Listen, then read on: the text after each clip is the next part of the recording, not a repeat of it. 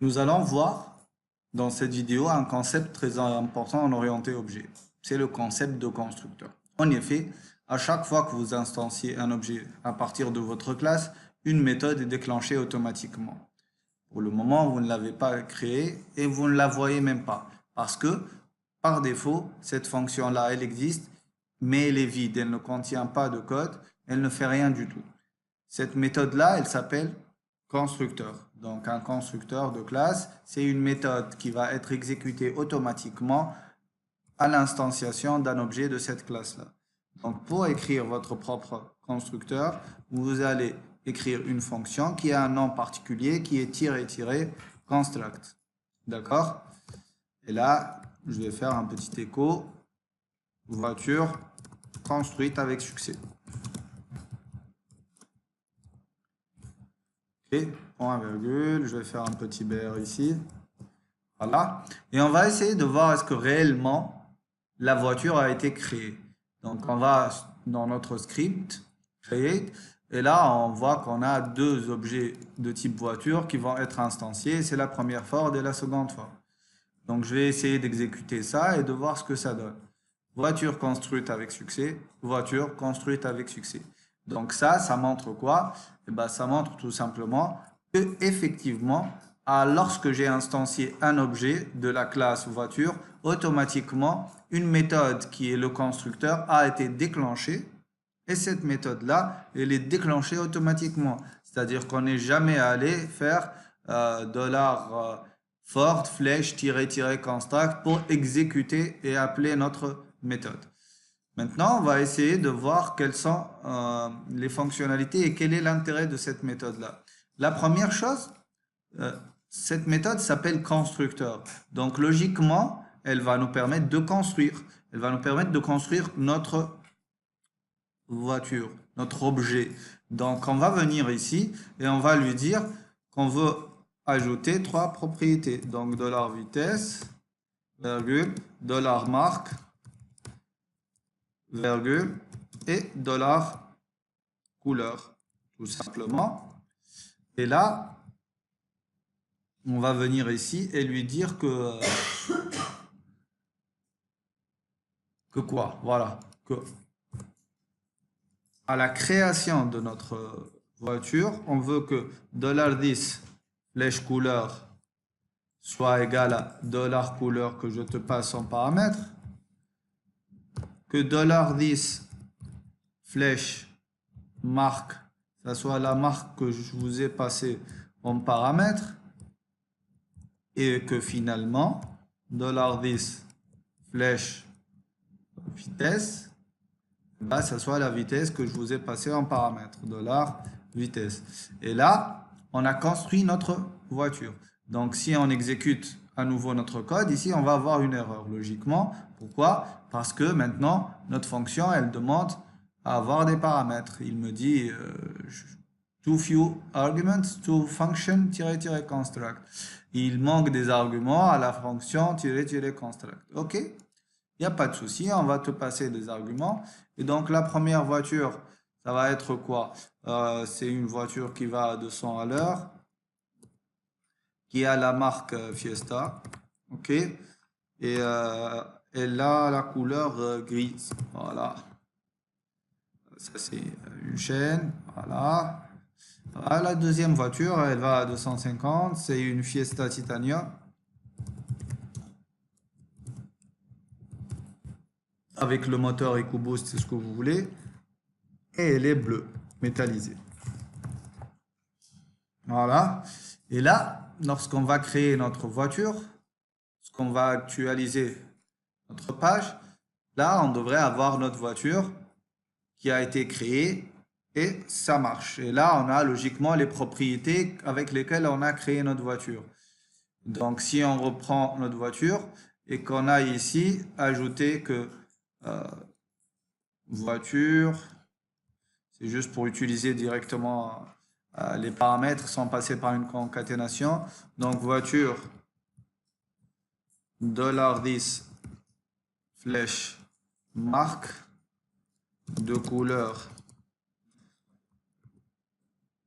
$10 flèche couleur construite avec succès. Donc, si j'actualise maintenant, je vais avoir ce message-là. Donc, voiture Fiesta au départ de couleur grise construite avec succès et voiture Fiesta Titanium de couleur bleue métallisée construite avec succès. Donc, vous voyez qu'on a construit notre objet directement sans aller utiliser nos setters à chaque fois. On aurait pu avoir un constructeur beaucoup plus adapté. On aurait pu ajouter des nuls ici pour avoir des valeurs par défaut. Et là, on aurait le choix de faire quoi? Ou bien de construire. Par contre, si vous faites ça, il faudra gérer cette partie-là, la partie écho. Vous voyez? Donc, vous pouvez faire... voilà, vous pouvez faire un truc comme ça. Non nommé. D'accord? Par contre, bon, ça, on ne peut pas le faire ici. On doit le faire au niveau d'une variable. Faire un truc comme ça. Un truc du style $x égale tout ça. Par contre, qu'est-ce qu'il y a? Available. Ah oui, je sais que c'est en ligne ici. Attendez une seconde.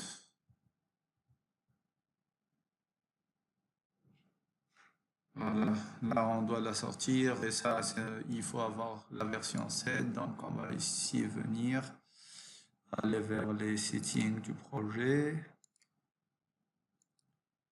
et aller lui dire qu'on utilise la version 7 dans le cas où on veut utiliser ça.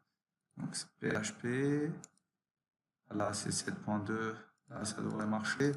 Sauf que, comme je vous ai dit, il fallait la sortir parce que là il faut une simple expression. Donc, ce qu'on va essayer de faire, c'est que juste pour tester si ça marche ou pas, je vais faire ça. D'accord? Ou bien, je vais faire un truc beaucoup plus simple. Je vais enlever tout ça. Et je vais faire un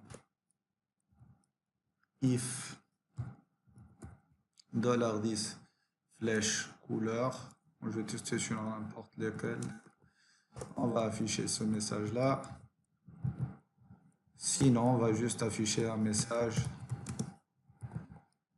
Cette voiture a été construite. Donc, voiture construite. Voilà. Et là, on a géré tout ce que vous voulez. Donc là, on peut créer un truc comme ça. Vous voyez? Ou bien, donc si j'actualise, ça marche. Et, ou bien, je peux créer même une voiture qui n'a pas de constructeur, tout simplement. Qui n'a pas plutôt de paramètres. Donc, $Audi égale new voiture. Et là, on est sûr que ça va marcher. Donc, on a les deux fonctionnalités, les deux façons de faire. Avec des paramètres ou sans paramètres. Et là, on a un constructeur qui marche à tous les coups. Vous voyez? Donc ça, c'est l'intérêt du constructeur, c'est qu'on peut au départ construire nos objets, faire tout ce qu'on veut, initialiser nos paramètres, faire des traitements si vous avez des traitements particuliers. On va voir comment on va l'utiliser lorsqu'on va avoir des use cases de connexion à une base, etc., etc. Donc l'important, c'est de comprendre que c'est une méthode qui va être déclenchée automatiquement lorsque vous instanciez votre objet et que cette méthode-là, si vous ne la définissez pas, elle existe et elle ne fait rien, c'est une méthode vide.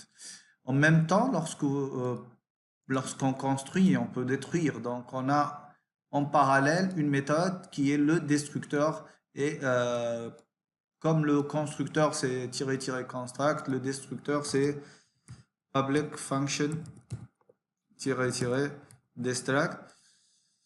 Et cette méthode-là, en fait, elle est exécutée à la fin du cycle de vie de l'objet. Donc ici, si je fais un écho, je suis morte, voilà, je suis détruite.